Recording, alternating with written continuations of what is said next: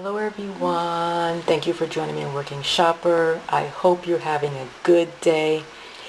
I took a excursion to Arkansas, Little Rock, Arkansas, a town outside of Little Rock, Arkansas, where my family has a property, and it seems that I went through every season on the trip. I started out in a snowstorm and ended up feeling like it was summertime.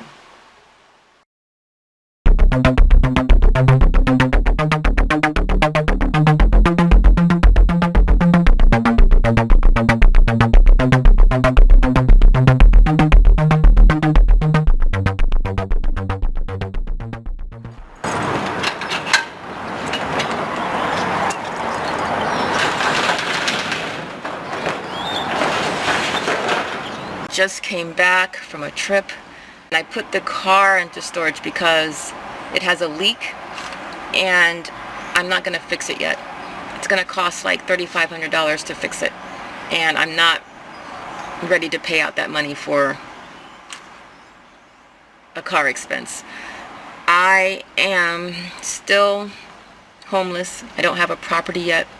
I've been looking at properties online, but the problem is I would have to go out and visit the properties. I was considering living there. However, as I drove through the town, I saw a lot of run-down houses. Some of them were burned down. There is also a lot of woods and ditches. It had rained a lot, so all of the ditches were filled with water. And the lot, my family's lot, looked nice and level. However, I don't think what I'm looking for, I don't think it's going to be good for what I'm looking for. I was from Arkansas. I drove south and entered Texas through Texarkana, and driving through Dallas was wild. It felt like summer. One thing about Texas is that I thought that the gas would be cheap, but the cheapest gas I saw was in New Mexico.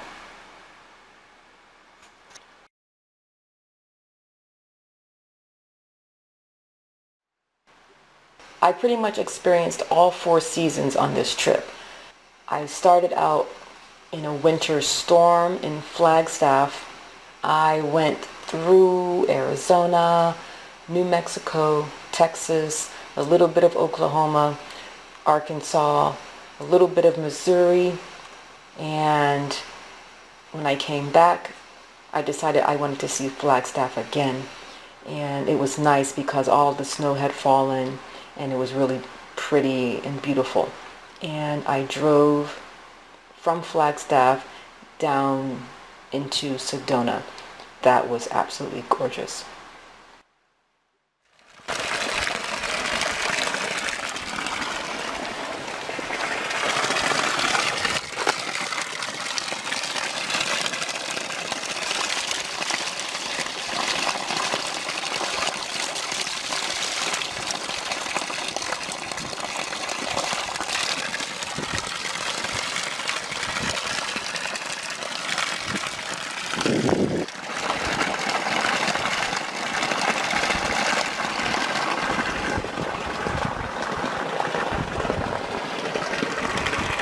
A couple years ago, I made a video talking about how I felt like I was in a Final Destination movie. I got that same feeling on the road this time. I was on the highway, 3 lanes. I'm in the middle. I see a car merge onto the freeway. Something told me watch out. Excuse me. Something told me watch out. The car swerves, the car merges into the right lane and continues to move into my lane and nearly sideswiped me. I was this close to getting sideswiped. Thankfully, I didn't panic because I would have moved over into the left lane and probably hit that car, or I would have gone out of control and hit the median. So I just kind of like hit my brakes and put my hand on the horn at the same time and honked. And thankfully that car corrected itself and stayed in the right lane. Then it slows down and gets behind me. So I've got my eye in the rear view mirror constantly, just checking this psycho out to see what they're gonna do. I think everything's good because they're not making any sudden moves. But a car in the left lane speeds up slowly and passes me, and then, okay, before I tell you that, let me set it up. I'm in the middle lane. The trucker in front of me is about, maybe, I want to say 40, 45 feet. I don't think it was 50 feet. Now, going 75 miles per hour, that much space in an emergency is dangerous. Is not enough room to stop in an emergency. However, when nothing's happening, that much space is good, and I'm comfortable with that space. The car on the left side of me speeds up and slowly starts to pass the trucker. Psycho driver behind me swerves into the left lane, speeds up past me, and thinks that it's gonna pass the trucker like that. But of course the car has not yet passed the trucker. So psycho driver swings into the middle lane in front of me, right behind the trucker. And it's about to move into the right lane, going like this. And I'm like, oh shit, it's gonna flip. Now the car over here in the right lane sees this and speeds up so it can get out of the way. In one move, psycho driver shoots through the right lane and into the exit ramp off the freeway. By the grace of God, no one got hit. And thankfully, the exit ramp was straight, because if it was curved, psycho driver would have hit the guardrail. Would have smashed into the guardrail or scraped the guardrail.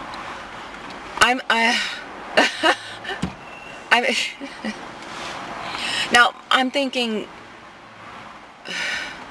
maybe someone was chasing them, but there was no other car acting that crazy. So maybe they were doing a dare, or they were just stupid.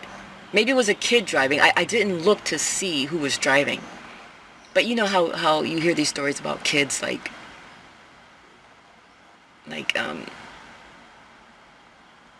jacking cars and going for joyrides. Maybe it was that. I don't know. But who would be that stupid?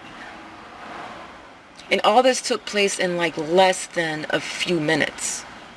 It's like they entered the freeway on one ramp and then exited at the next available ramp. That's how fast everything happened. But anyway, it was crazy.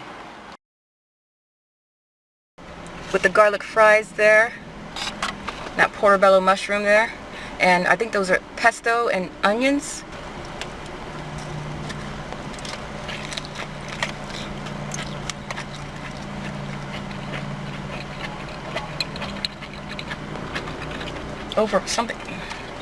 That pickling is overpowering the.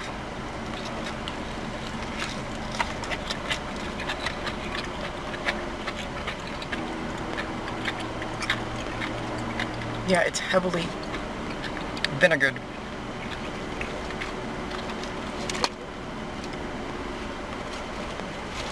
It needs something to tone down that vinegar.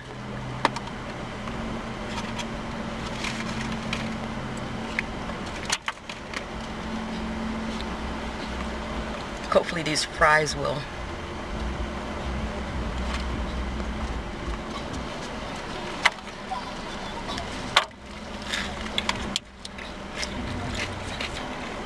Yeah.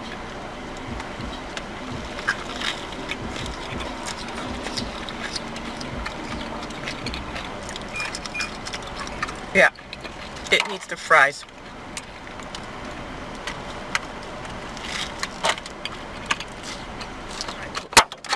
black bean burger with turmeric brown rice. Black bean burger with sprouts, onion, tomato. They gave like a whole section of tomato. Look at that bean burger.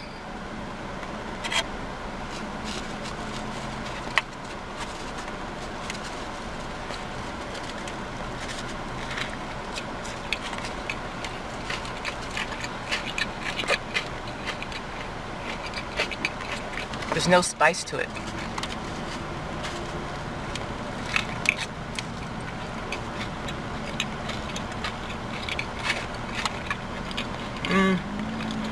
You know what?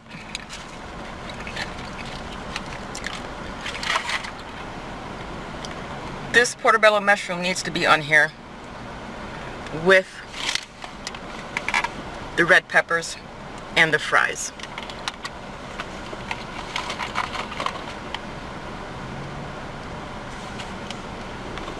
And let's just add that pesto bun.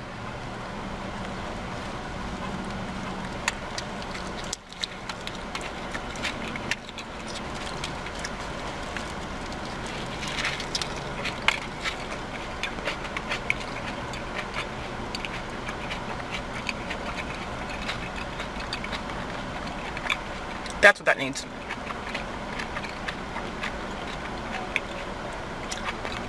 By itself, the black bean burger is too plain.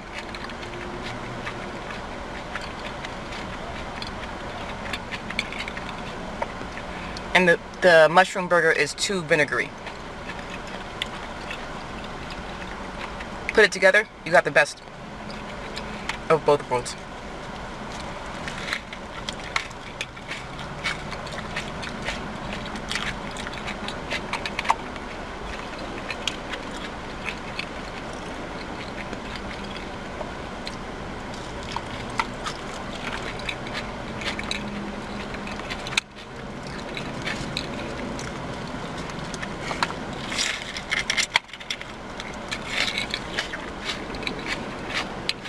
It's like two regular people coming together to make a beautiful child.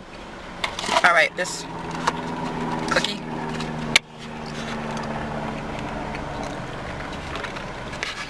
A chocolate cookie with strawberry frosting and chocolate drizzle.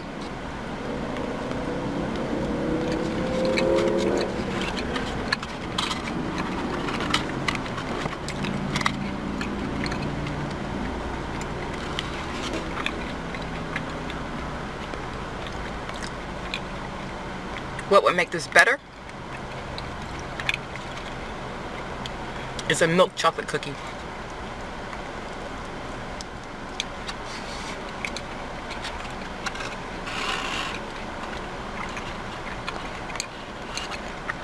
Alright, so milk chocolate, chocolate chip. Let's taste that with the strawberry. Ooh, this one's warm.